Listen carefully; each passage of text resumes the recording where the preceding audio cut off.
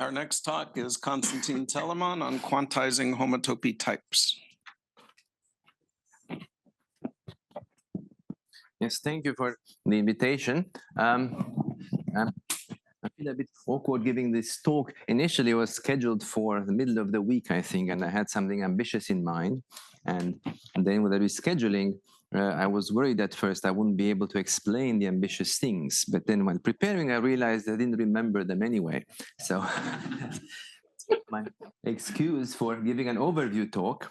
And also, what I learned from it is that wisdom really means failure to grasp details.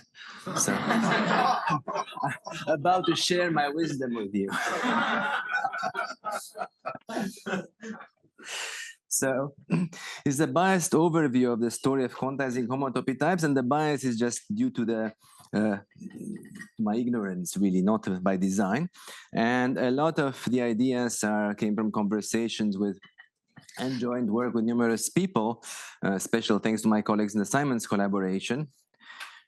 Let's see if I can delete this. Yes, there's a disclaimer, which is I find it very difficult to give an accurate accounting and attribution of ideas, more difficult than usual in math, because many of the ideas were shared informally in conversations and lectures before they were written down and even before the formal structures to make them precise even existed. So then it's a bit hard to say exactly who did what then. So I'll try to guard myself against misattribution by saying that I learned this from so-and-so instead of this idea is due to so-and-so. So that means that if your name isn't mentioned, it just means I didn't learn it from you. It doesn't mean you're a worthless human being. You are, but that's not what I'm saying. All right, so here, the theme of my lecture could be, and avoid higher categories like the plague. Just like in the Middle Ages, you couldn't really be sure to avoid the plague. You could just do your best. So that's the kind of thing that will happen. This could be a start of a new subject, TQFT without categories, like in the topic math without theorems. But it's a, it's a point of view I'm trying to push here, because I've become converted to it after trying very hard to work with higher categories and finding that whenever I could actually compute something, the computation actually happened in homotopy theory. So it made me a bit skeptical of whether the extra structure really adds content or is just a good way to state the content, I think. So I'm leaning toward the second part now. I could, of course, be mistaken. Okay, the prehistory of the question of quantizing spaces, by which we mean sigma models into spaces, it goes back to Kontsevich, who constructed the Tia-Siegel type TQFTs from finite homotopy types. These are spaces with finite total homotopy, also call them pi finite. Now a TQFT has to be a multiplicative functor from manifolds, boundaries, and so on. Now an easy way to convert additive structures, such as disjoint unions or unions, to multiplicative ones is by considering mapping spaces. That's because if you glue two space x and y over a common space z, then for the mapping space is a fiber product of the two of. And in the homotopical setting, you'll have to write the homotopy fiber product instead. So I didn't put the H. So now the observation that starts this is that if you, that makes it work here, is that if X is a finite cell complex and W is a pi finite space, the mapping space is also pi finite, so we stay in the category of pi finite spaces. And now we want to get a map, so maybe it's time to use some pointers here. Oops. Want to get a map here from a diagram of this form. So think B is a bulk manifold, B minus and B plus are boundary components, so it's space-time, space, incoming space, outgoing space, you want to map out. Well, what we get right away is not a map, but we get a correspondence diagram of mapping spaces. The bulk maps on the bulk restrict the two boundaries.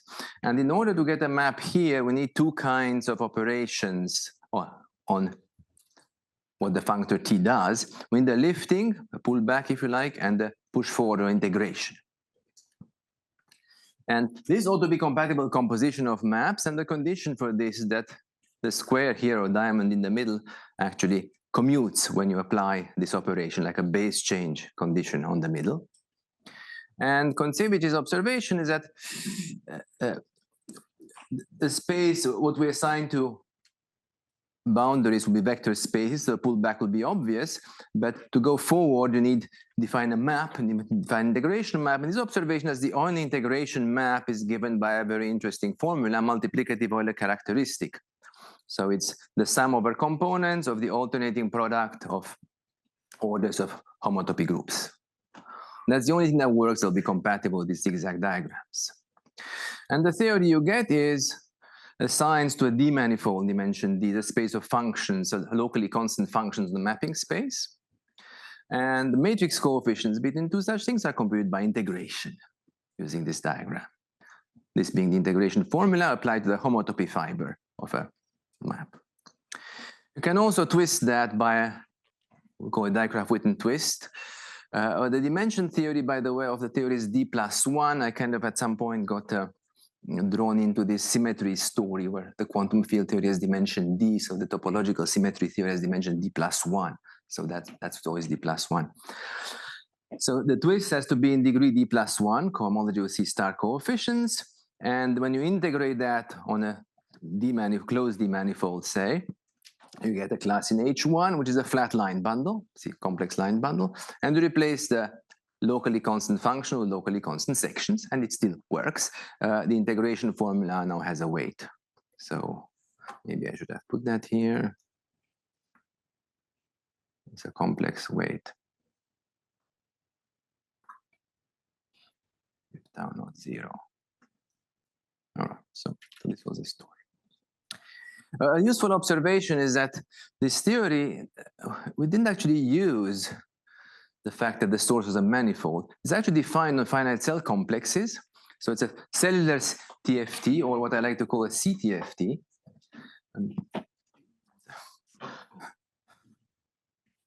Never mind. I didn't say anything. That'd be a functor from the bifinite correspondence category of complexes to vector space and linear maps. If you want to have the twisting, you have to, the space has to carry around a class, a homology class for integration, and there's a compatibility. It's a category of decorated spaces by homology class or trivializations of co-cycles, rather, trivialization of cycles. Just to put it in context, when the space, the classifying space of a finite group is just a gauge theory with that group.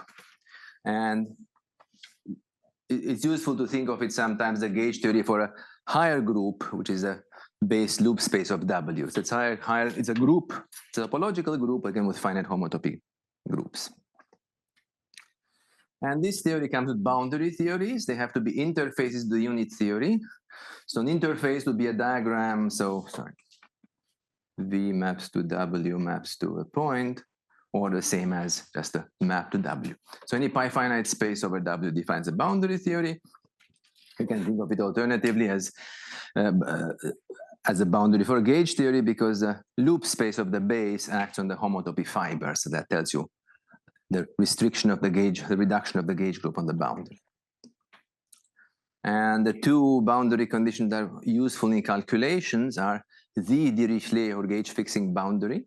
So look at maps to W, which send decorated or painted boundaries to a base point, or the free boundary, no restriction at all on the boundary, which means the space V has to be equal to W, don't put any condition.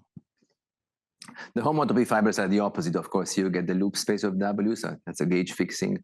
And here you get just points, which means nothing at all, no reduction. All right, so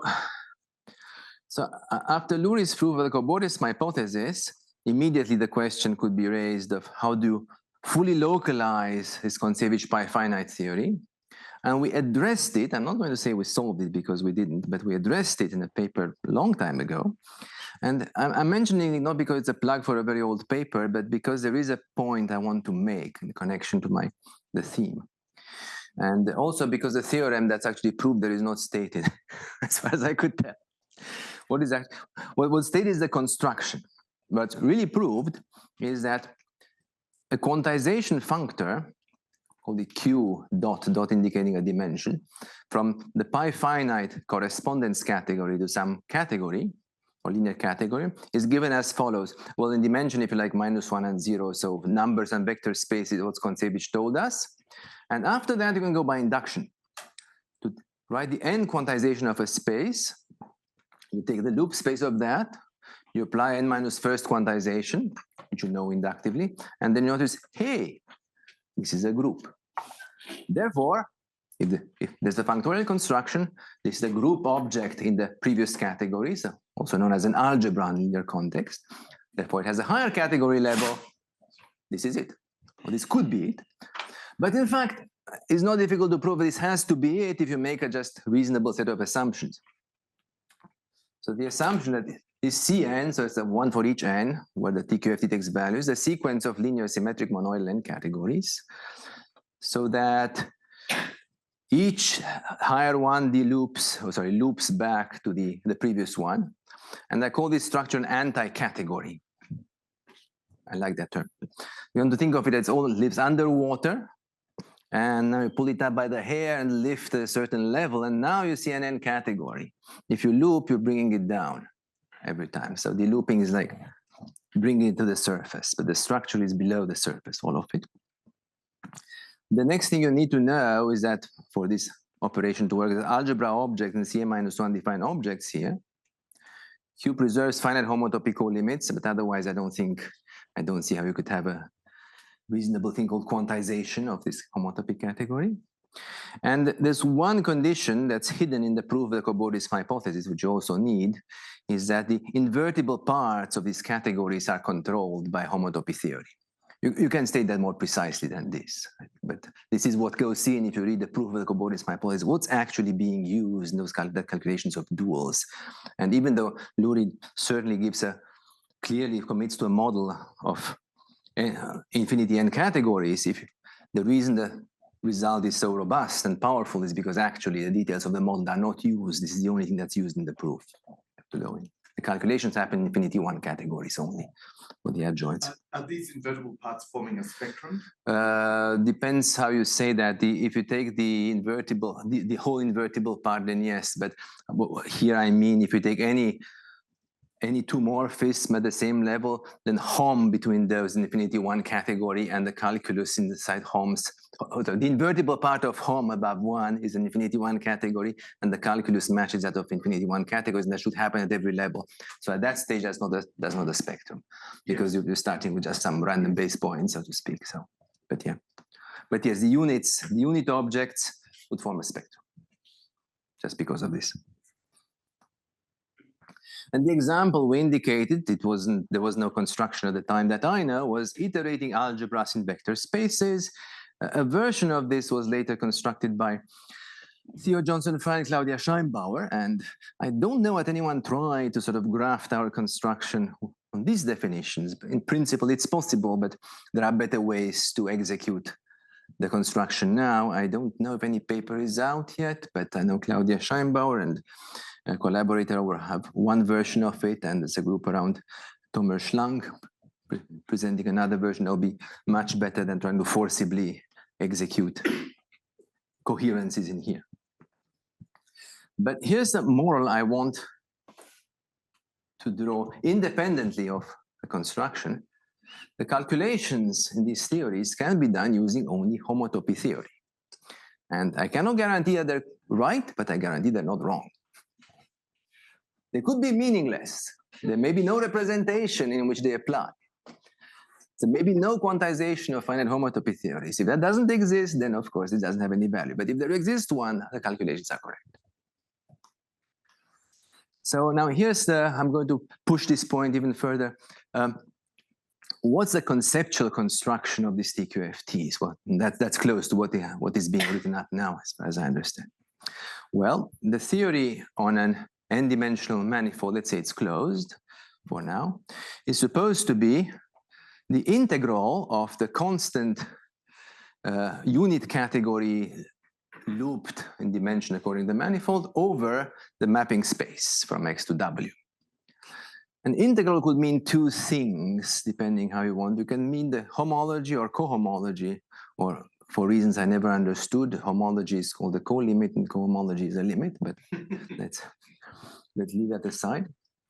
So there are two things you could mean. You have to mean both because of the duality conditions in TQFT. You cannot commit to just one because you'll need the duals, and if they the duals don't agree with the originals, at some point you can set up a diagram that gives you a contradiction. So this is called the ambidexterity condition. I think it was first named and introduced by Hopkins and Lurie. I should have written that in homotopy theory, and much developed recently by a group of people, shall be mentioned later. Now, in spite of this, I mean, this is the in principle way of writing it, and we claim that they're isomorphic. There's a huge difference between these two. So I claim we know the left-hand side and we don't know the right-hand side. So let's do a simple example. Yes? Is this construction more general than to a real construction? Is space-time construction? Yes and no, because it doesn't include Turaev-Viro unless only gauge theory Turaev-Viros are strictly included here. So Turaev-Viro, most Turaev-Viro theories are not sigma models in a space. I think. It's almost all of them, almost all fusion categories except Hagerup. The Hagerups, I think, come from finite semi-simple Hopf algebras, most known ones. You can think of those as finite quantum groups, but they're still not quite spaces. They're close. So it's a gauge theory for a finite quantum group, if you like. That's the closest you can get to this. Turaev-Viros you have to kind of define by hand if you want to include them here, which is possible. Well, but let's look at this example. These ones, so dimension 2, this target space is BG, so it's gauge theory. And let's look at the point. And let's start with something easy, like the category of a single object and endomorphisms, algebra C. Then if you go by the book, the co-invariant category has a single object, endomorphism algebra, the group algebra. And of course, if somebody gives you the group in the multiplication table, you can immediately write the group algebra. In fact, you don't have to write it down, just look it up. Zero work required. If you're a bit more realistic and take the category of vector spaces, you get 3 modules over C of G, just sum of things. But now if you start with the category of vector space and take the fixed point category, you get the category of representations. So if somebody gives you the group, yes, we know how to work out the category of representation, but it's a lot of hard work. So it's not, one thing is not like the other. And actually, logically, if you think for a second, representation, where are we? I have to say representations where? You must have first defined the ambient category to be able to even write that object down. Yes? So this is like, I don't know if it's the Peter-Weyl theorem or Parseval's theorem or something, this ambidexterity. In that case, you can, I think it's a finite group has different name, but you're right, yes. Maschke maybe, I don't know, something. Maybe that, maybe it's that, yes. Yeah. Yeah. So now what happens in this case, in fact, actually you see these guys are different. But if you take the idempotent completion of the co-invariant category, finite co-limit completion, they become the same. And so the ignorance of this can be hidden in saying, well, we actually want finitely co-complete categories in the computation. So that's how you get around the fact that we don't know, but then you get what you get somehow. Okay. So after having this sort of a cookbook recipe for computing things, you might still, or some people might still want to know whether and where it is represented. So you might want to look at least for a minimal anti-category in which these finite homotopy theories can be executed.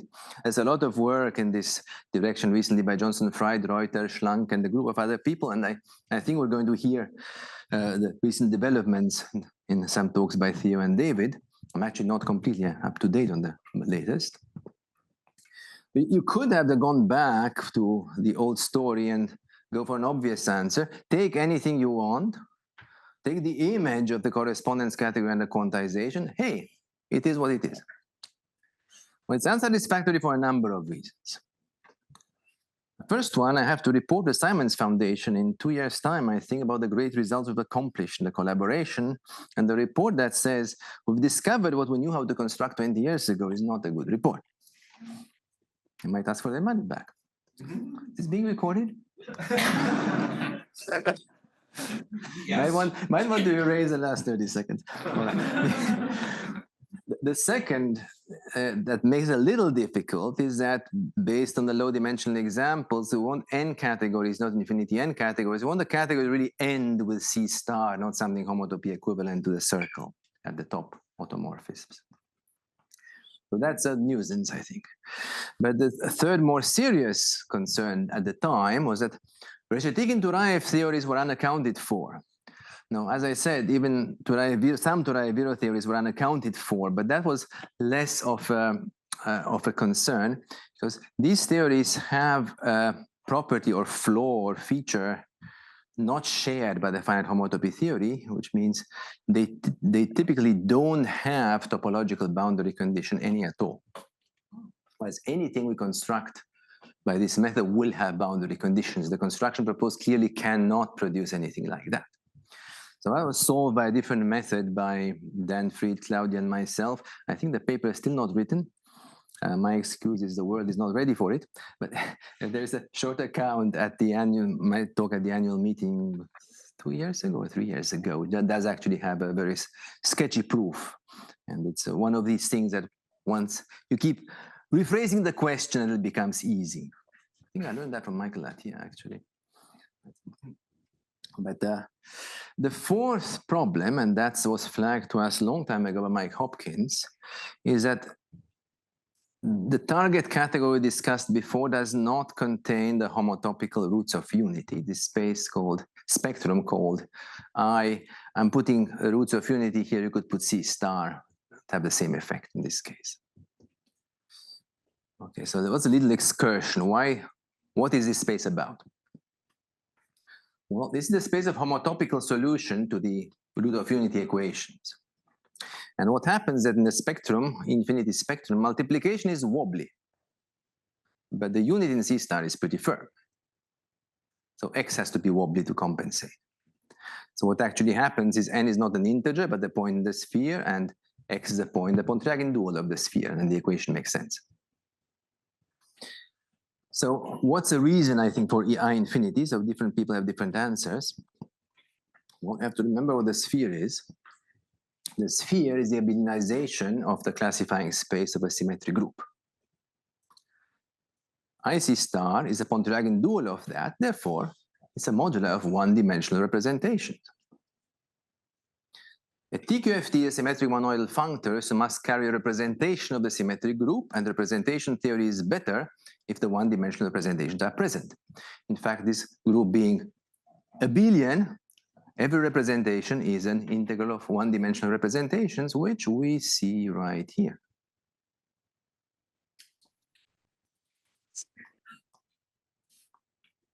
So that's why you want to include this. All right, so as I said, Theo and David will tell us a lot about this construction of the universal target anti-category. But I think in the last few years, I've thought of rephrasing the question, partly because I couldn't answer it, but I thought of finding a different question that was a little bit more crisply defined. So here I'm jumping a bit. There will be credits later for the ideas, but just to keep the continuity of a narrative, and credits will be on the next page. So slightly better defined question, I think, is what happens to the correspondence category under quantization? And an early observation, which we knew from gauge theory, I think 3D gauge theory, is that it cannot be faithfully represented. That's prevented by electromagnetic duality. Namely, the quantization of an Eilenberg-MacLane space is isomorphic, the quantization of a complementary space which dualizes the group and flips the dimension of the space. There's a categorified Fourier transform that executes that. Actually, there's some subtlety if you look at unoriented manifolds, but if we ignore that, I mean, this is actually true. So a better reason for introducing this IC star or mu infinity is that it allows for more EM dualities, namely any spectrum, not just Allenberg-MacLane, or any infinite loop space, I should say, can be dualized with various IC star. It's a loop space of a dual spectrum. Did I put a shift correctly? No, I think that's the correct shift. That's right. And d minus n over pi finite spectrum. And more generally, the top half of any space may be dualized and flipped down. The top half of any space, be careful exactly where the half is a spectrum because of Freudenthal's stability theorem, suspension theorem. So in other words, QD, quantization of a space, is the same as the quantization of another space X prime, which has no homotopy groups above half the dimension, but at the price of introducing a Dijkgraaf-Witten twist in IC star. And you can define an electromagnetic minimal model of a space to be such an X prime tau. And it's one of the theorems I was going to present, and I couldn't remember the complete proof. EM is unique up to isomorphism for odd dimension, for even dimensional theories, the odd, and not almost unique in the other dimensions. What happens is that exactly the middle dimensional group is kind of unrecoverable because it's electromagnetically self-dual. So you can't tell the difference between having the group there in that dimension, or the dual group, for example. I'm sorry, I'm blanking out. What's tau? Tau is some twist you have to compute from X. It involves the k invariance of how the spectral part of the upper half of X flips over the lower half. And what's this concept of QD superscript tau? Or QD is a quantization. Sorry, I disappeared. Right. Maybe I was too. Oh, the right side. Tau. A twisted QD. I'm not sure I put the tau. Oh. Or I should not. So here. Sorry, here. No, here you should ask because that shouldn't be there, I think. Oh, really? I don't think this has to be there. Very good. Okay. Sorry. This is clean, just like this one. No, this one is clean. Here you need a twist. Good. Yeah. Sorry about that. Yeah. All right. Okay. And the moral part, the part of the proof I could remember is that, well, to test the space which only has these homotopy groups, you have to look at low dimensional CW complexes, and they embed in RD plus one, so they have manifolds of that homotopy type that test the TQFT, and the TQFT is determined by the quantum object. So kind of exploiting this CTFT, I think, in an indirect way. And there's a star here, which I wasn't going to discuss at all, but it's related a bit to what we saw in the previous talk.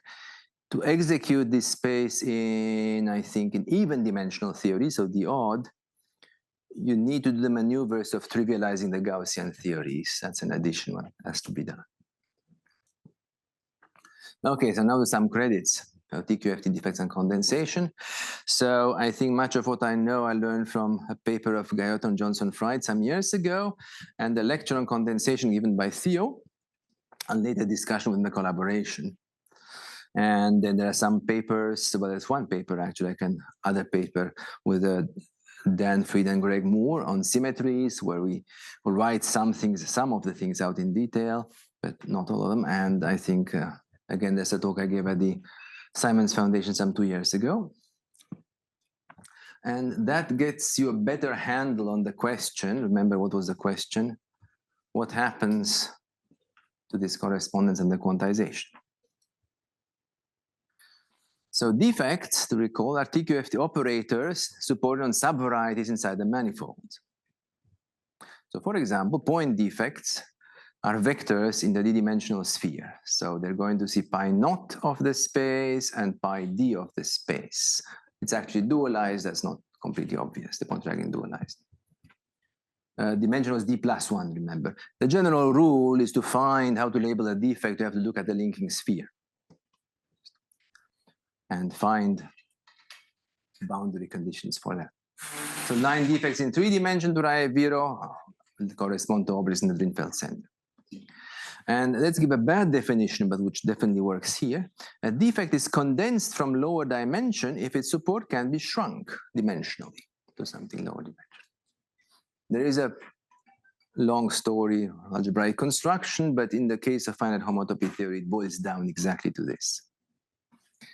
And that was the proposal, I think, a long time ago. I learned from Theo that defects modular condensation in TQFT are something like the homotopy groups of the TQFT. Well, that can't be literally true, but it's almost true. It's not true because of EM duality. You can't actually get your homotopy groups back. We'll see in a second. But it's correct once you put certain boundary conditions. So let's give some example. Let's take the Dirichlet boundary condition. I think that's the best. That means you have the bulk theory, dimension d+1.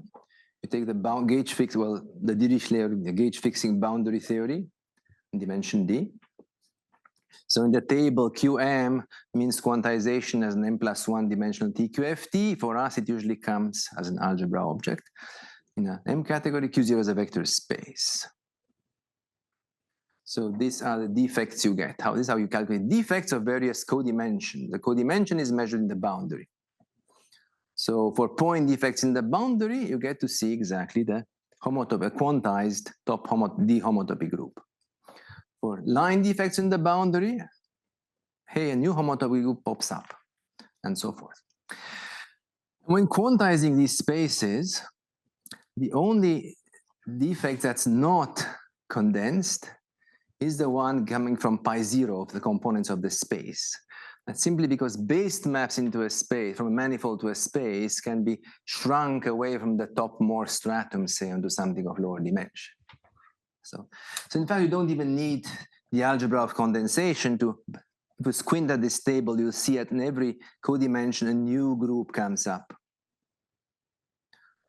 It comes up as a set first, but these guys are loop spaces. There's a group law on them. So you actually do get the groups one at a time. It gets a bit trickier when you have a non-obedient pi1 acting on the other homotopy groups. And I confess I never worked that out, but let's leave that aside for now. It's unpleasant a bit here.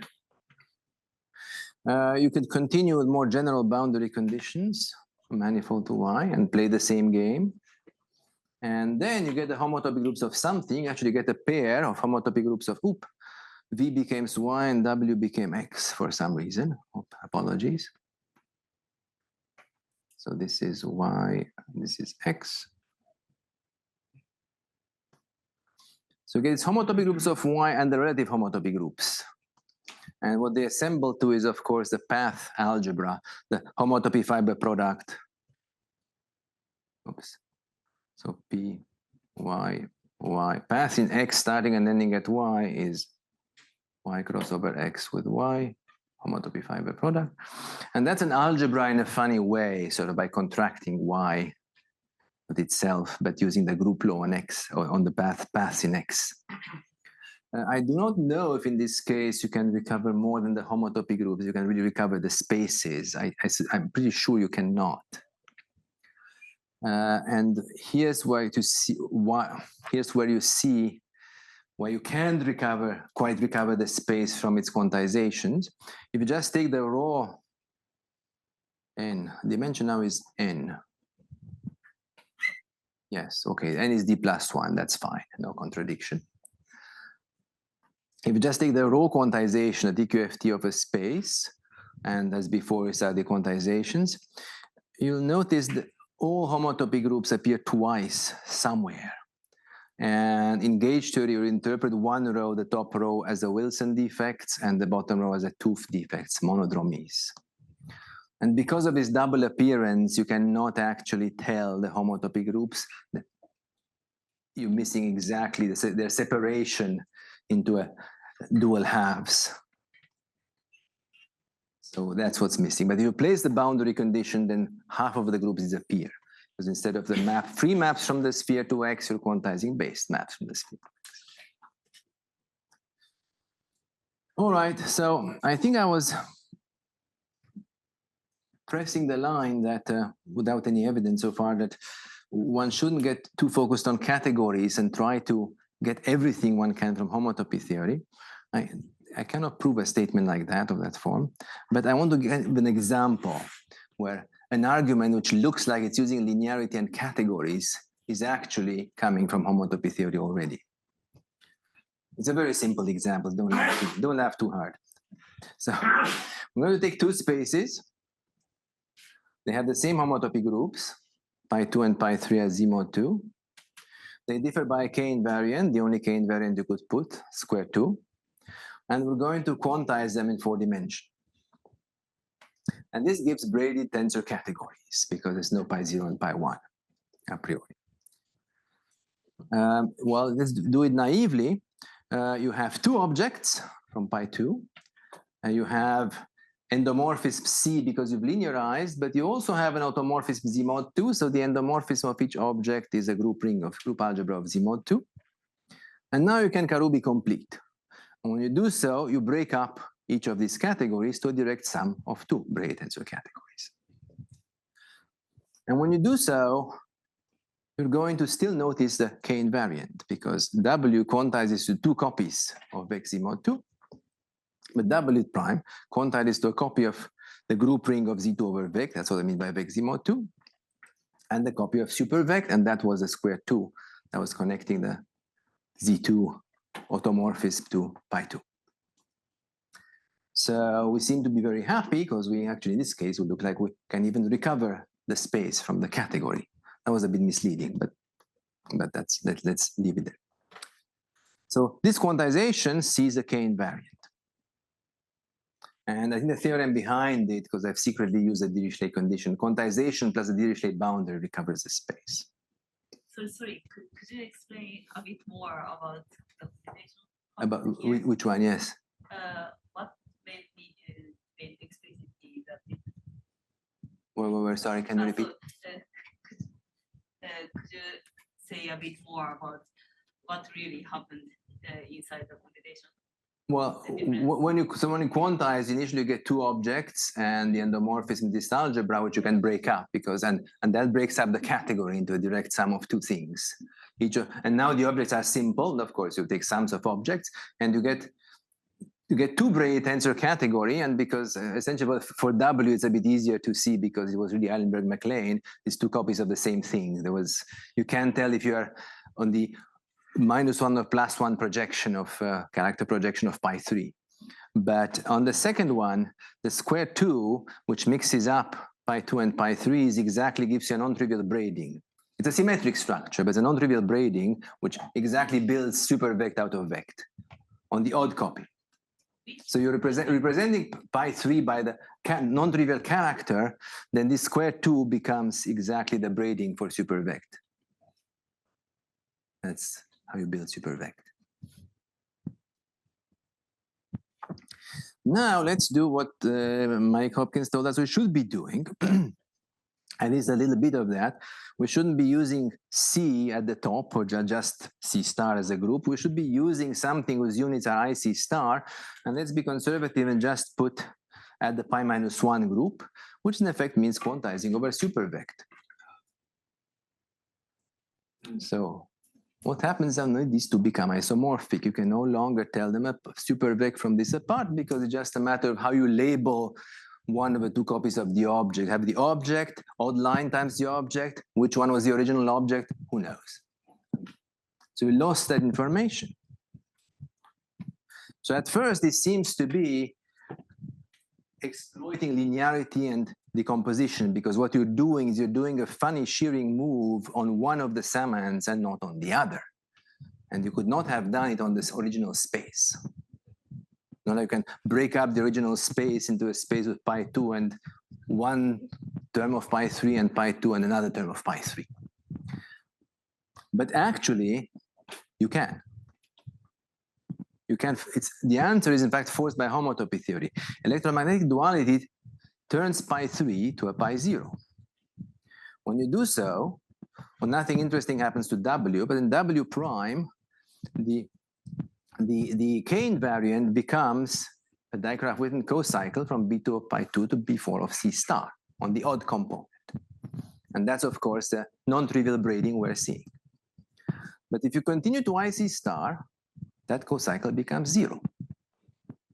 So the quantizations had to agree even before you knew what they were. Basically, didn't have to check explicitly. So, yeah, I apologize. It's a very trivial example, but I'm trying to say that if something really happens in the calculation of categories, it must have happened because of homotopy theory already. That's so the question, how much? Oh, all right. The question, like, let's refine the question. Let's see, what was the question? We forgot by now. What the question was? Oh, here was the question. What happens to the correspondence category and the quantization? So it's something which I'd like to call a self-dual finite homotopy category. So that wants to be the image of the pi finite correspondence categories under the quantization functors. But there, I'm asking what is forced to happen, what has to happen. Now, the answer appears to depend on where you represent it, possibly. But so, for example, it makes a huge difference if your twists are valued in the IC star or in Eilenberg-MacLane, we just saw a second ago. Some things get identified, spaces get identified here and not there. So you have to commit to something. But this is still a commitment to homotopical information, not to a particular execution of higher categories. So I would argue that anything that happens that relies on a calculus in a model is a bit unreliable. And the correct answer would come from homotopy theory. What we can already glean from what I said is that, well, the objects in this sort of half-collapsed self-dual category must have homotopy up to the middle dimension and the digraph within twist and correspondences over that. And in odd dimension, there are also half-dimension homotopy group and something like a quantized homotopy group in dimension pi d over 2. So here I'm in trouble because I can't even tell you what's a homotopical data that seats a quantum homotopy group over the lower homotopy group. So here it would be just the ordinary k invariance. This is not a procedure to build the answer anymore. You cannot build a homotopy category from Postnikov towers and maps, or I'm not sure if there's an actual theoretical obstruction, but nobody succeeded. But this tells you what kind of thing should happen. So, for example, about this quantum homotopy group, where is that? Oh, this quantum homotopy group. The automorphism of this homotopy group is not GL of the group, but the orthogonal or symplectic group on the double. So it carries those self-dualities. Well, anyway, it need not belabor a point which cannot be made precise. Instead, I think there's a very promising homotopical direction that's being developed as we speak by a number of people, including some people in this collaboration, like Theo and David. So it goes back to homotopy calculation of Ravenel-Wilson. What did they calculate exactly? So I'm not so vague. They calculated Morava K-theory of Eilenberg-MacLane spaces. Oh, it's not electromagnetic. I have to write the name now.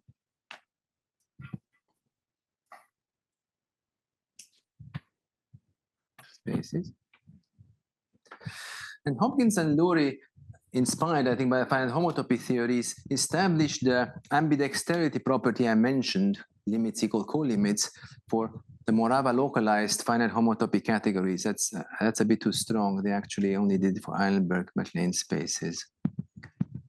So that's slightly incorrect. Apologies. I think the attribution is incorrect, and I thought I'd be careful. So they did it for this guy and this other team of people, generalized it to finite homotopy type spaces. So the recent work, I think Bartel, Karmenich, Langenovsky, and others, extended to define two remarkable developments, I think, in homotopy theory. They defined the cyclotomic extension of these rings that go with the Morava K theories, that are the primes of homotopy theory. And from that, they were able to define the associated Fourier transform, which is a version of electromagnetic duality in homotopy theory. So we can now do electromagnetic duality in the K of n localized finite homotopy category. And based on this, you can propose the first approximation, answer the question I asked, what happened to the correspondence category of the quantization? It's a Kn localization of the finite correspondence category. At least it does one thing, collapses the electromagnetic dualities. We still have to, well, we can ignore this comment. We still have the recitative 12 problem, which means we still have to manually add quantum Lagrangians for Gaussian theories to trivialize the 4K dimensional Gaussian theories. This is related, I think, to the L theory and the signature of manifolds, and I expect we'll hear more about this from David and maybe Theo as well, then today and tomorrow. All right, any questions before I get really out of crazy speculation? Why is this recitating to write such an abstraction here? I mean, this is probably very general, not particular to this situation, but you already mentioned that in an earlier point that I just didn't manage to. It doesn't have boundary theories, so it can't come from a quantization over space. It's a different construction. Okay. Not topological boundary theories, but you're right. It has conformal boundary theories. I will not be restrained and speculate on that too. But you have 2 pages to go. Okay. Any other questions? Yes. What does it mean to Kn localize something which is not? Yeah, so if you have a generalized homology theory, you can localize the homotopy category with respect to that homology theory, and that means you take any map which induces a homology equivalence and declare that's an isomorphism. But is Kn an object in this category? Kn is not a well, it has finite homotopy groups, but not finitely many of them, so not quite. But you can nevertheless localize with respect to Kn homology. En is certainly not an object in that category, but we're looking at finite En theory of finite things, I think. No, so this relies on finiteness. I mean, this generalized, if you like, the finite Fourier transforms, not real Fourier transform or compact groups. All right, so what could we do, I mean, to push this further? I think all the discussion so far applies to space with finite homotopy group. Oops. What happens allows space with infinite homotopy groups that you're forced to abandon the top dimension because very quickly the vectors, well, the vector spaces you would build, the Hilbert space of states, would be infinite dimensional, so you cannot take a trace. The end. You typically won't have numerical invariance. You might be lucky to have operations defined for top dimensional manifolds, but typically no numbers for closed manifolds. But this and other problems can take care of themselves if we weaken the notion of duality to approximate duality. Or the sigma duality by analogy with C-star algebras, where like the algebra of compact operators in a Hilbert space doesn't have a unit, but it is sigma unit and it's approximate units as closely as you want. I understand, I don't know this at all, but I'm told there's the word that goes with that is, the term that goes with that is W star categories.